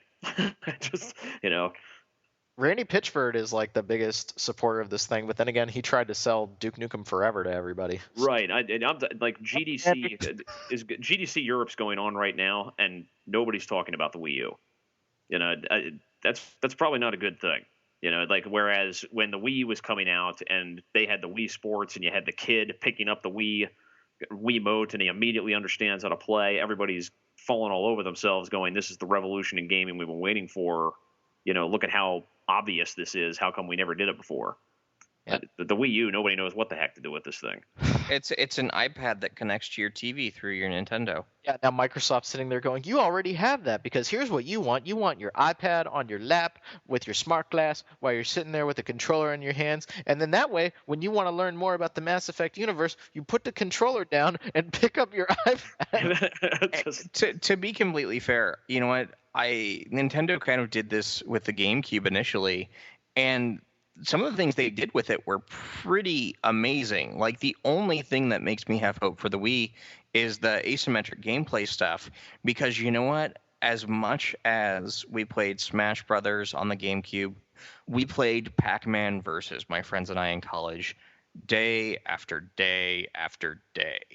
And see, I agree with you on that because I do too. The problem that Pac-Man Versus had was that was a very expensive game if you wanted to play it the way that God intended. Right. I think there's some really cool stuff that the Wii U is going to be able to do, like with exactly that type of thing you're talking about. But realistically, like what is your target audience there? I just don't. I have a hard time believing enough people are going to. Well, we still don't know how much the actual controller is going to be. The controller screen built in. Apparently, you can only have 2 of those hooked up at the same time. There's still a lot of nebulous crap around that right now. Like, to John's point, I would love to play a game like Pac-Man Versus, but if you're only limited by 2 of those things right off the bat, you have a problem. And then if they charge as much as I think they're going to charge for one of those controllers, Pac-Man Versus, you only need one Game Boy. Three people played on the television screen. One person played with the Game Boy. What I'm saying is that there was a bigger barrier of entry there. Now, when you buy the Wii U, you actually do get that device right off the bat. You don't have to send somebody out to buy a Game Boy Advance to play it. I get what you're saying, though. Like that's a really good idea. And now they've actually packaged it in with the product, so it's there for you. I think they just need the killer app. I really do. Like the Wii Sports. As much as I never got the Wii, and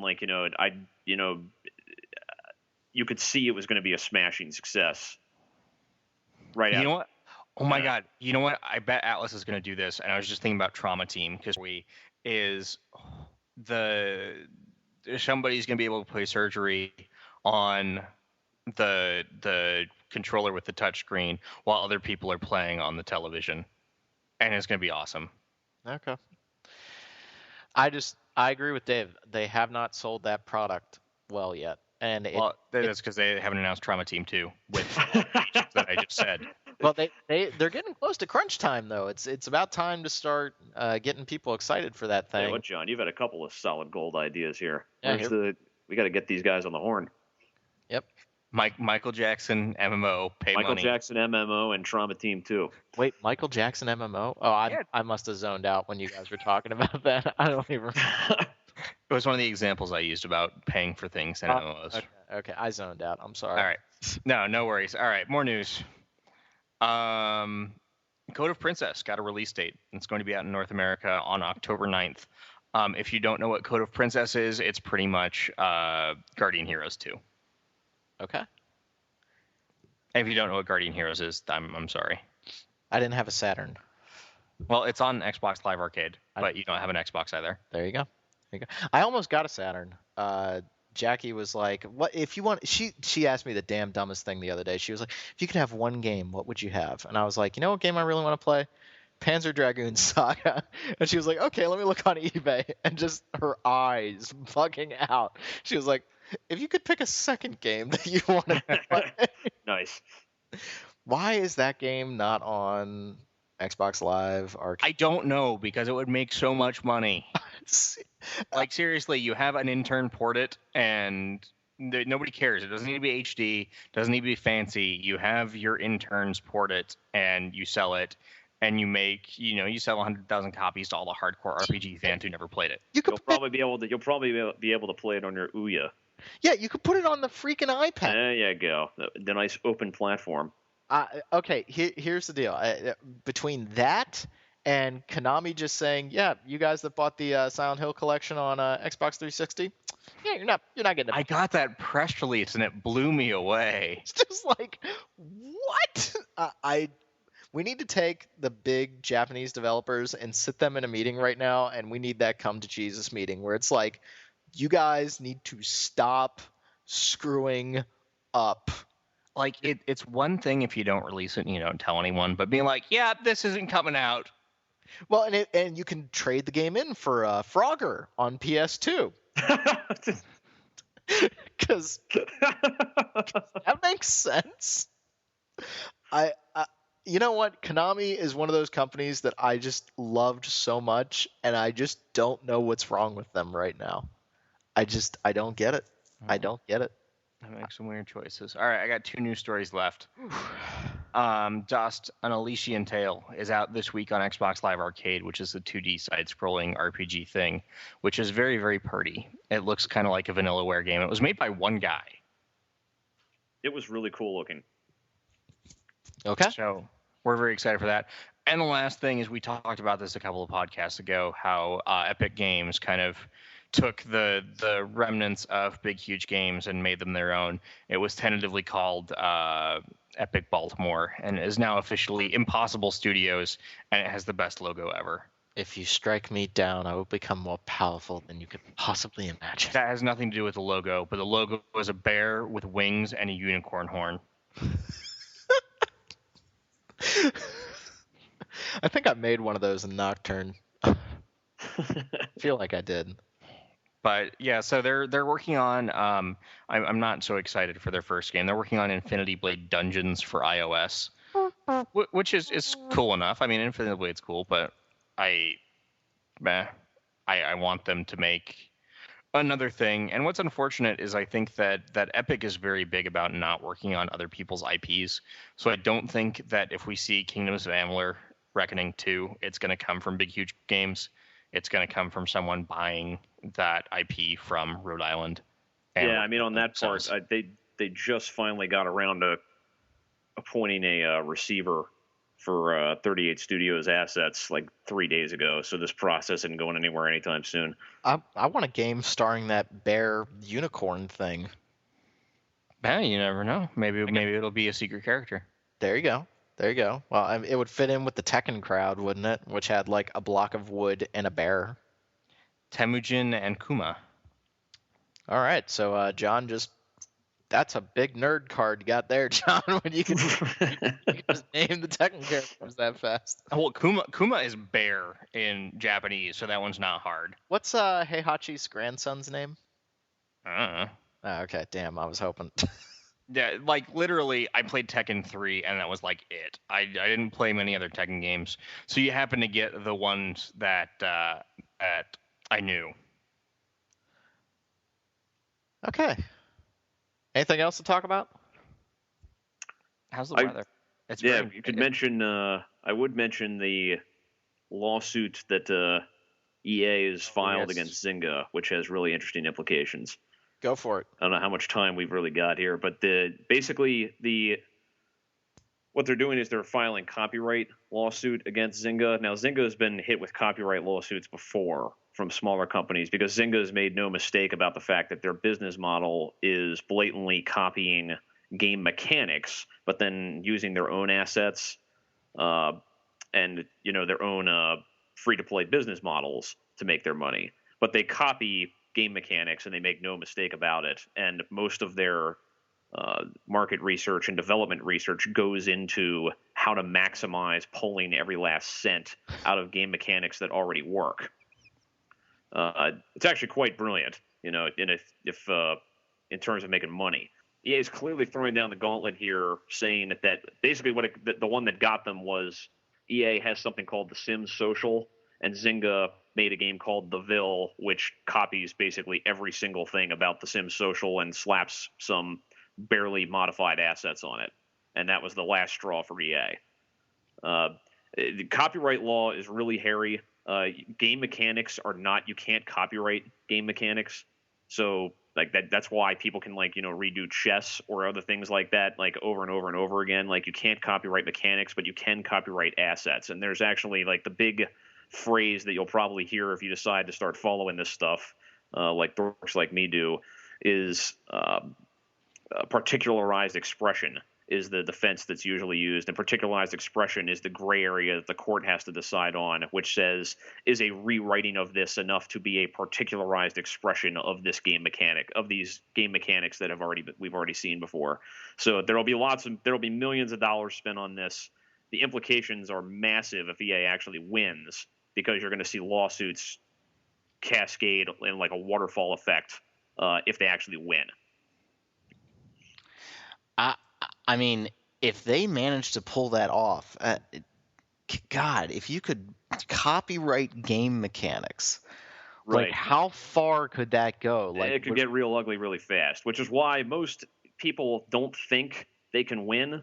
Like a lot of people don't think they can win, but there's just enough people saying that it's just blatant enough here with the Ville that they may be able to pull it off. They've put together some really interesting side-by-side screenshots, which they submitted in this massive court document. And you're like, holy cow, they really did not go very far out of their way to copy this. And the question then becomes, if the court decides it's close enough, now you're going to have to take all these things to court, because everybody's going to want to know where the line is. And everybody's going to be willing to test their luck to find out what it is. Could you imagine this happening like back in the day with like Dragon Quest and Final Fantasy? Oh, it'd be devastating. Oh my God. Like, yeah. Just got done talking about Darksiders. Like, that game gets ripped apart by Sony for God of War and then Nintendo for...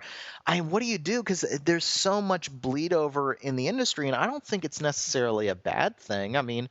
if somebody figured out what about the Halo control scheme for dual stick shooters? I mean, this is my the thing. God. This is the thing is that like it's unlikely that you'd ever see it go that far. But whenever you kind of open up the door here, the issue here really is that it's going to become even more expensive to like do game development, because you're going to need this type of lawsuit protection. Because implicit in the idea of game design has been for many decades that you can't get sued over copying a game's ideas, but you can get sued for copying their assets and their graphics and things like that. Right. So if EA actually pulls this off under the notion that they went one step too far, the thing that's going to cost all the money is figuring out what step is not the step you can take. That's why you're going to if they win, you're going to see lawsuits flying all over the place. I mean, I'm definitely using hyperbole here when I talk about that kind of thing happening, but just good God, I mean, right? It would. It's hard to know. The line would get. The courts are more sane, I think, than probably the public gives them credit for, especially with stuff like this, because we tend to just see the headlines of, oh, this crazy person sued this guy for something outrageous. But 9 times out of 10, those things get thrown out before even the first hearing happens, because the judge is like, this is nonsense, and nobody reports on that. In this particular case, I don't think the court's ever going to go so far as to say, game mechanics are copyrighted. I think what's interesting here is they may say the Ville copied way too much stuff from the Sims Social, so much so that it's blatant, and we find in favor of EA. If they do that, then everybody's going to want to test what the boundary is, exactly like you're talking about. Yeah, I mean, we saw this way back in the day with all the Tetris clones and whatnot, and, right. and people just nicking each other's game. Oh my God, I didn't realize how bad this was. Now I'm scared. It could be really interesting. Now, again, I don't think you need to worry about like the game industry like dying or anything like that, or like, you know, RPGs, for example. RPGs are a great example because there's a lot of traditional mechanics in RPGs, right? That we expect to see. I don't think you would see lawsuits to that extent, but I think you would see people really testing their luck with this guy took this aspect of the game from me and my game didn't sell so well, so I want to sue him because his did better. I think you might see some of that, you know, at least initially if EA is able to pull this off. And the ironic thing is most analysts think if EA wins, it would actually hurt EA in the long run because they are notorious for copying certain mechanics from better games and then making it their own. Look at Resident Evil 4 and Dead Space.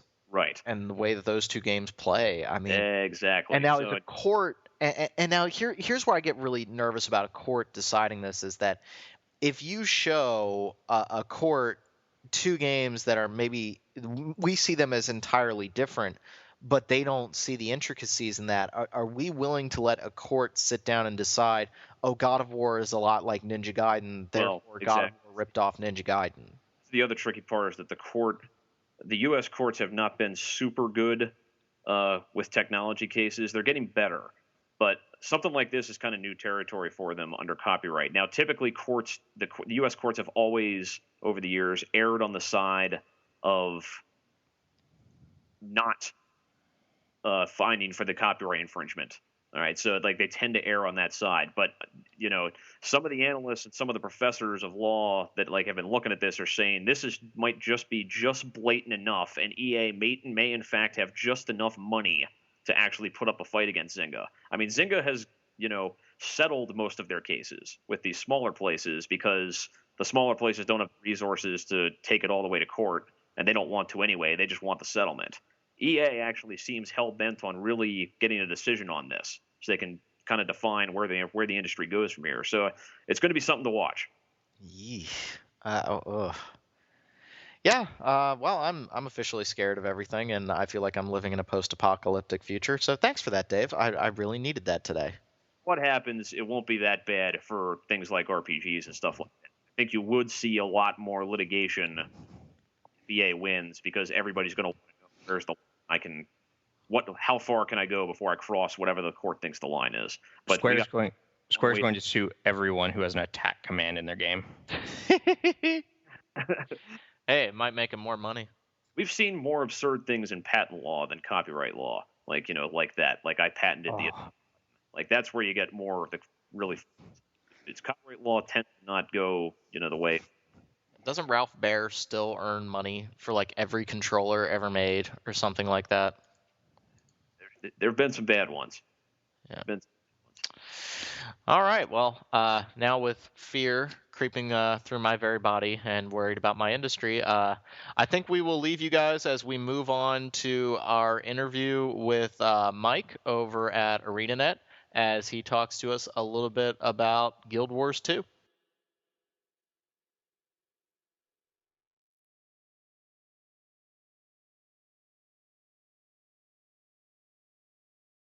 Hello and welcome to another developer interview. This is Robert Steinman, Pale Robbie on the boards, and I am joined today, who is right now hiding out in a car in South Carolina, Steven. Steven Myrick, Taylor's on the boards. Yep, so we all sound a little crappy right now. That's because we're using Skype and we're using the conference call version on Skype, and I apologize for that up and down. But we are joined today by two people from ArenaNet to talk about Guild Wars 2. Gentlemen. Good morning. My name is Mike Zadorozhny. I'm a game designer focusing on content design. So a lot of my stuff is the NPCs, the events, the dynamic events, the renowned hearts, everything you're going to see as you run through the world. Excellent, excellent. Okay, so we're going to start right at the beginning. You guys are obviously putting the finishing touches on the game, and I'm sure you're stressed out as all hell right now, and I'm sorry for that. But can you guys tell us, one of the big things that's been going on in the news right now is obviously a lot of other MMO developers are talking about how do you keep people playing the game, how do you keep people coming back for new content, and just wanted to ask you guys, like, how are you going to keep people playing Guild Wars 2? I mean, you see players burn through this content in a video game so fast. How are you going to keep them coming back for more? So I think part of it is the way that we develop content. A lot of the traditional MMO model has been about like you race to the end and then we, create content for players at that point. With Guild Wars 2, we took a little bit of a different approach. We wanted to make a very social game from the ground up, and we also wanted to make it so that the experience from 1 to 80 was a journey, not that it was like the rush to the end before you actually got to play the game. So by spreading it around and making it through things like the level adjustment system, where when you walk back to the starter area with your high-level character that will scale your character down a little bit, it allows you to really experience the game kind of naturally. And we've just kind of built this kind of wide, diverse world that allows you to find so many things through exploration, through the crafting system. Layer that on top with the structured PvP, with the world versus world. There's just a massive game there, for players to find. In addition to this, MMOs are a service industry, so when you launch the product, the game is really just starting at that point. We are going to have a live team post-ship. They're forming right now, getting ready their plans. And they're going to be doing things like adding additional events to maps that are there so that when players go back there either to explore or play with their friends or roll an alt, that they can have a unique experience, that they're not going to run into the same events over and over again. On top of this, these guys are going to be adding things like holidays, festivals, just general fun stuff that we want players to come back and see. Excellent. Actually, I had a question regarding, you saw a lot with Star Wars Galaxies and, EverQuest. MMOs tend to evolve a lot as they, come out, even the original Guild Wars. Are you guys... What is your stance regarding, based on player feedback, evolving the structure of the game? Obviously, you won't get, drastically different, but, do you see that as something that could happen with Guild Wars 2, or? Well, yeah, it's really up to the players. We're making this game for them. So if the players want to see the direction of the game changed or, taken in different ways, it's definitely something that we're very open and receptive to. One of the reasons why we were very public with our beta weekend events and our stress tests is because we really do listen to the player feedback. When players tell us that they like something or they don't, it's something that we objectively go back and look at and see, are we heading down the right path? Is this a new system that we need to put in place to address this? What are the concerns? So it's, player feedback is paramount in this because they're the ones who are actually going to, maintain the game. It's the community that builds, what's going to happen in the long run. So I think the big thing that I found when I was playing Guild Wars 2, I've been participating in the beta weekends, is how much I like each one of the classes. It's funny that I start playing as one class and I'm like, oh, I really like the Necromancer, and then I switch over and I really start liking the Engineer. I've actually decided that that's going to be my main when I start the game. Now, how do you keep these classes balanced? We always hear about the holy trinity in MMOs and people either being healer, DPS, or tank. How do you guys make these character classes each stand out on their own outside of the holy trinity, but still also keep them fun to play? So part of it is that each of the professions kind of feels like an archetype. And so when we're making decisions about balance and things like that, we're looking at, do these changes support the idea of what it is to be an engineer? And so we really holistically are looking at each of the professions and trying to make sure that they maintain their individuality. But at the same time, but they also have very powerful tools in their toolkit in terms of what weapon skills they have, your utility skills, your traits, your elite, like all this kind of stuff that allows you to really, build your own kind of character for your play style. So it is a challenge, but it's something that these guys have been doing a pretty good job on, and they're looking forward to what they can do with it post-launch as well. I played a lot of the original Guild Wars since it launched and on and off, throughout its lifespan. I haven't played recently, but was there anything from the first Guild Wars that when you were designing Guild Wars 2, you either, not necessarily weren't happy with, but something that you actively set out to say, okay, I want this to be different, or we want this to be different in Guild Wars 2, and, what exactly did you try to hang on to from the original? Well, we love the deck building aspect where you're actually being able to customize your skill bar the way you wanted. But one of the things that we discovered was that, it was really easy for a warrior who had very, weapon-specific skills for people to just make builds that didn't work. Like, you'd have a sword warrior who had axe skills on his skill bar. And so that was kind of the decision why we went to the idea that weapons determined what your skills were going to be in those first couple slots. But we still wanted to maintain some of that deck building aspect, so that's why we had the utility skills and the elite skills where players could kind of customize there. And then we added another level of depth there with the traits, so you could actually kind of determine your play style based on how you were building your character. So that was one of the big things that we looked at, and we wanted to change a little bit, but still maintain kind of the core concept that we had from Guild Wars 1. Another one was persistent world. I mean, we got a lot out of instancing. We got a lot of play from how we could tell stories and things like that. But we wanted to create a very much more open world that was very dynamic, that was changing on the fly, that you could run into other players out in the field, and it would be kind of a cool thing. Something we just couldn't do in the Guild Wars 1 framework. So that was one of the big reasons why we moved on from doing the campaign model and moving into Guild Wars 2 is because we wanted to try some new things that the infrastructure wouldn't support. We knew we wanted to still have the same kind of structured PvP that we had in Guild Wars 1. I mean, we had World Championships back in the day, and we still want to maintain that atmosphere, that level of competitive play. So that was one of the core concepts that we worked towards for the structured PvP. And then we just wanted to create an open world PvP area that just had tons of siege equipment and these epic long battles, and that's kind of where World versus World came from. We wanted to make sure that we were covering all of our bases and kind of giving players this wide, expansive game that let them play where they wanted to play and choose how they wanted to play, and putting that choice back into the player's hands. Now, endgame is a huge part, and you've already talked a little bit about PvP. And I know when I was out in Seattle and I got a chance to see the game, the PvP really overwhelmed me. I mean, I'm not a big MMO player, and I was just kind of intimidated by the whole thing. But how do you guys go about creating your endgame? When it comes to PvP, when it comes to a character that reaches max level, are they only going to want to do PvP, or do you have things set up for them as well? So there's a lot of different things. I mean, obviously we've got stuff in there for the explorers. There's a lot of jumping puzzles. There's a lot of stuff for completionists. We've got a lot of things that are hidden in the world, through the crafting system with the legendaries that we've talked about. There's some really cool weapons that artistically are fantastic, but they're going to take time for players to build and put together. We don't want to force people into PvP. It's definitely one of those things where we wanted, like I was saying about choice, if you are really enjoying PvP, that's an option. If you really don't want to touch it at all, that's where the PvE environment's there. And if you kind of want to mix in between, that's why we have World versus World, because a lot of those large-scale battles are a lot of fun. And it's not necessarily nearly as stressful as when you're going into the structured PvP. There's also the dungeons that are there. So we have 8 dungeons in the game at launch that each has a story mode, which is designed to be puzzable.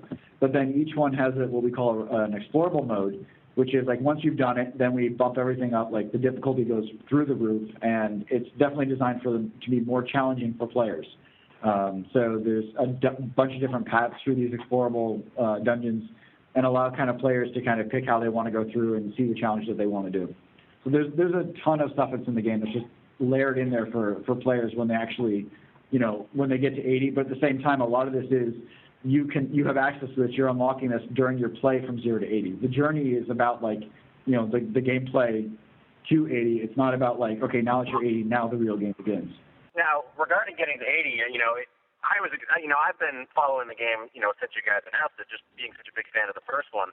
And so, when you say, the journey to 80 is, part of the fun, it's not, get to end game and then start having fun. Now, when you do get to the end game, what kinds of, do you have something in mind for, progression for characters once they've reached the max level? Is there still going to be, for example, with the original Guild Wars, you could unlock skills by doing certain quests, and there was a really big set of skills, and maybe that got out of control for some people. But I know for me, a lot of fun I had was, mixing and matching skills, trying to come up with just, crazy combinations and different builds. What do you see players at level 80 doing? Do you see them, tweaking skills or, finding new skills, or is it, equipment based? What sort of things do you see for progression at, the top tier of play?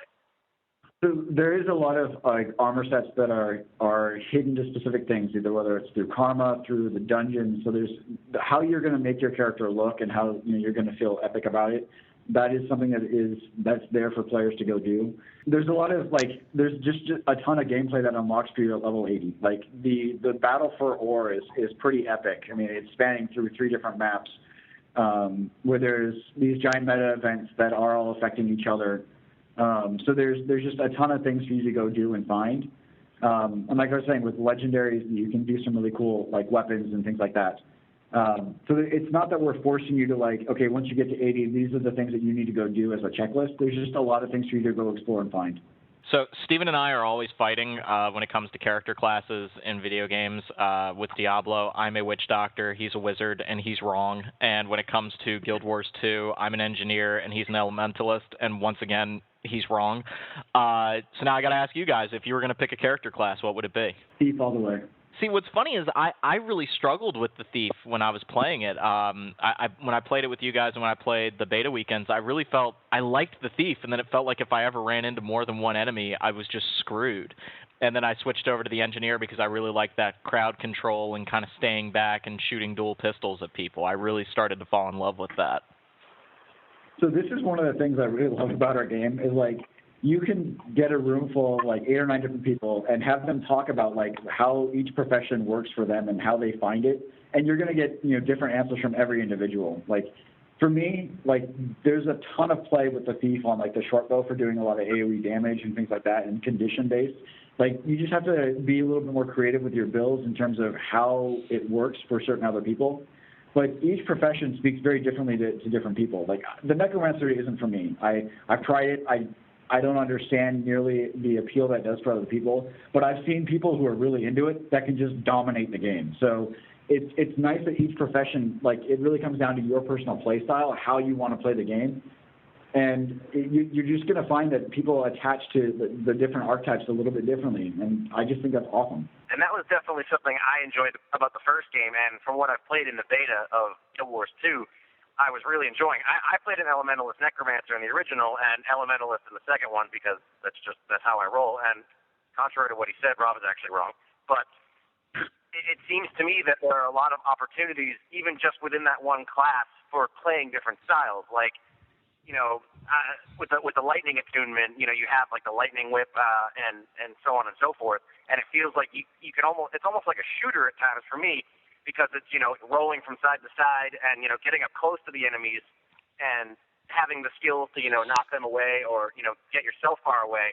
It really felt like, I had, a lot of utility to play like a type of melee elementalist, whereas I've seen other people playing, standing far back and just, raining fire down on people. And that's definitely something I was glad to see in the beta, because it was something I really enjoyed in the first one, was just mixing and matching skills and just trying to see what kind of crazy build I could come up with. It always reminded me of Magic the Gathering and Diablo in a sense, and I was really happy to see that the second one maybe takes a little more balanced approach to that, but there's definitely still room there for people to, try different, crazy stuff out. And that's what I was telling Rob, with his Thief, try something different. No, that's one of the powers of the system that we've built is like there's a ton of play in terms of when you're mixing and matching. I mean, just when you layer in the trait system and you add that to like your utility skill combination, like you can really build some very powerful, very different, and very dynamic, profession combos. And then you layer that in with the skill combo system between players, where you can have like, somebody laying down a firewall and somebody shooting projectiles through it and they pick up, burning when they hit their target. Like there's just so much play there. And so that's kind of why we wanted to build this system that was, it's fairly easy to understand. Okay, I have my, my weapon determines my skills.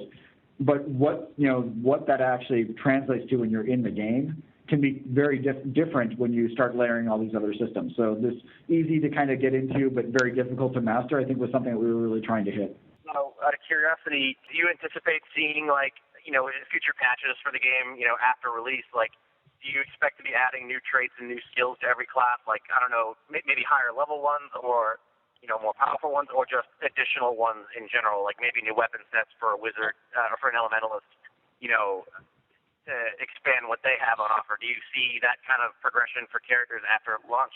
So because the system is the way we developed it, it's really easy for us to go in and add additional traits. It's really easy for us to go in, easy for me to say, for us to go in and add additional weapons that have all those new skills, and hard for the skill balance guys to actually do it. But that is like the system itself, it supports that. So it is something that we're looking towards, long term, what we can do to kind of help, mix things up a little bit. There's just a ton of play there, and it's just a matter of, as we're watching the game as it goes live, listening to the feedback from the players, there's a ton of things for us to do. So we've got a lot of tools in our pockets, and we're just waiting to see how it plays out when the game goes live. Is there anything that you guys are particularly excited for players to see that maybe they haven't seen in any of the videos or any of the previews yet? I mean, any little scoops, any little secrets that are going on that maybe you guys can tell us about? The meta events in a lot of the later maps are epic. I mean, we start doing these like map-wide long conflicts where you have armies marching across. You have crazy things with golems going on. The bosses that you see at the end of the kind of the starting areas for each of the 5 races, them plus more show up later in the game to kind of really give players the challenge. So there's a ton of stuff that we're just putting into this game, just letting players just excited to wait and see them discover it and see what happens. And I was really glad to hear when we first started this interview. I just want to make sure we hit on it again. I'm really excited to hear that you guys are going to add more and more events as you keep going. Like it's good to keep people coming back to those first starting areas. One thing that I was really happy about with the last beta weekend was I just kind of turned tail as my char and went away from the starting char area and said, I kind of want to go hang out with my human buddies for a little bit. And it was so fast and so easy, and I didn't feel like I was locked into this starting area. I felt like I could go and join my friends right away, and that made it a very pleasant experience and made it feel very much connected to other players. Yeah, I mean, like, this goes back to the whole idea of trying to make a very social game. We wanted it very easy. Like we've taught you a little bit about the game. Once you've seen, some of the things, that it's very easy for you. Just if you've got buddies that are different races, that you can hook up. I mean, it's kind of the reason why, like, the way the communication system has been built is, it's super easy to stay connected to your buddies and your friends. So that if you need to go help them or if you want to go play, that's an option.